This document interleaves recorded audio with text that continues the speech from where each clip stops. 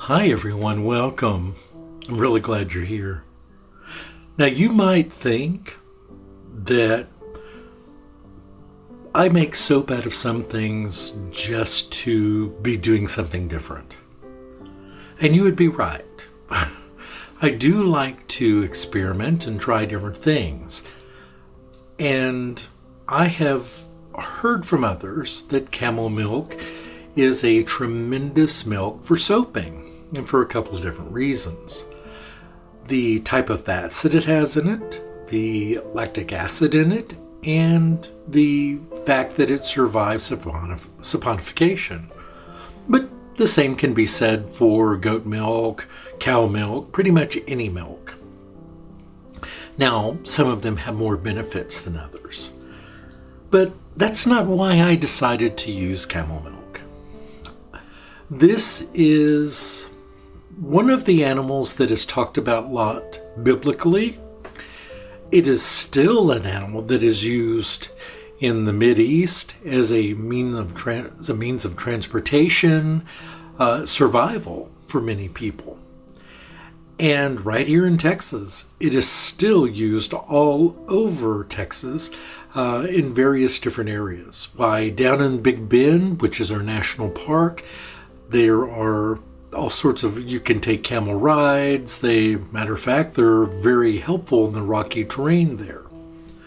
And near me is a camel park.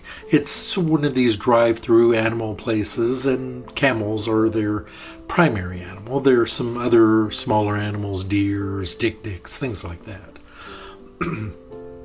And through a lot of talking with folks, I finally was able to get some camel milk. Not a lot.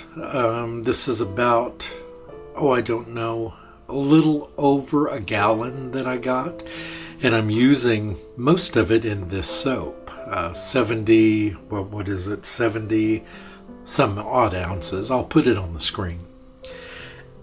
And I just thought, there are so many stories told this time of year about the nativity, about the wise men, and that sort of thing, but the animals don't get a fair shake. And any of you that have watched my channel for a while know that I'm an animal lover. I don't have children, and so most of my affection goes to animals. I don't have a life partner, I don't have family near me, so animals fill that void very nicely. And so I wanted to pay tribute to the camel, and these gifts are from the camel, and they're gifts to each of you who use these. I have experimented a little bit with it myself and really like it. Now, this milk does, before you saponify it, does have a mild odor to it. Completely goes away in saponification. You would never know that it was ever there. You have to trust me here. And I had a few things that I wanted to make sure I did here. I first of all wanted there to be frankincense and myrrh in it, which there are. But in addition, I added a few more things, just a tad bit of clove, a little bit, no cinnamon, that can be a bit of an irritant. But I added a little bit of basil, so it's kind of a spicy, I don't know, it reminds me of the holidays, and I think that it's very nice. Now, the color, I didn't add any color to this, and it did come out kind of a tan camel color, which is just perfect for this particular soap. And I truly believe that I did put this through gel. I do this with all soaps. I've heard all the people out there that say don't gel milk soaps, they'll crack and you'll have problems. I don't have that problem, but I know what I'm doing. And here I'll give you a tip. If you want to gel your milk soaps, you're not going to harm the milk, first of all. Okay, it's not going to get that hot. It's not going to be any worse than going through saponification, so don't worry about that. if you follow these guidelines. What I use is a cooler, like a beer cooler. Mine is sort of a big plastic affair. It's one that I've had for 20 plus years. I don't know. And then I've got another one that I purchased at like a Goodwill, I believe. And they're perfect. I just set my soap molds down in there with the soap, but I prop open the lid when I'm making milk soaps so that it can vent some of the heat and it prevents them from cracking. I've not had a single one crack doing this. So keep that in mind. I think it's something that you might find helpful. And I do apologize for the sound of my voice.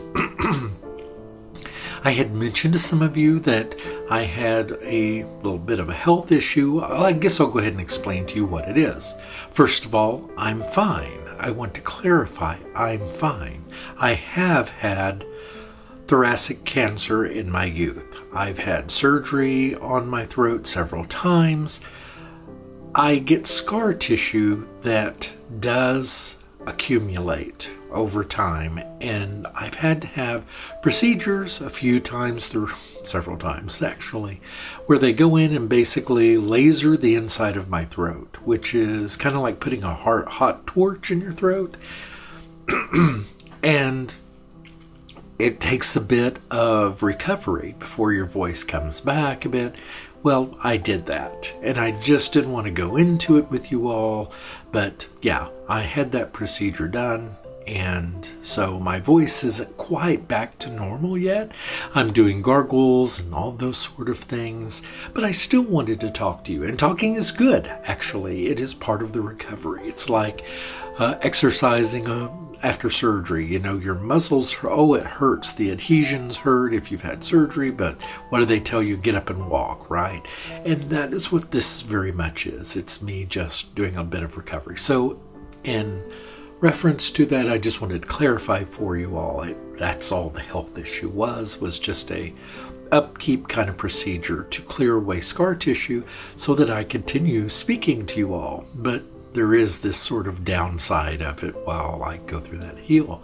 But within another day or two, I should be much better. The swelling has already gone down tremendously.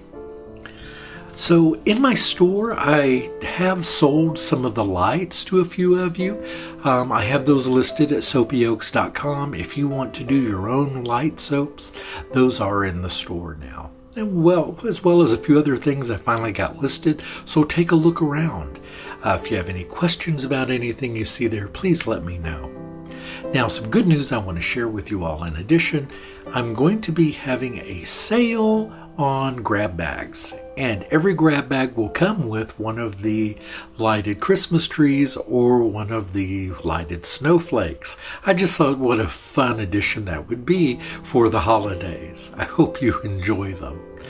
And if you have any questions for me, if you have any concerns that you want to cover with me, please feel free to leave me a post or send me an email. I am always happy to talk to you. So I hope you've enjoyed this as much as I did. Have a great day, everyone. Goodbye.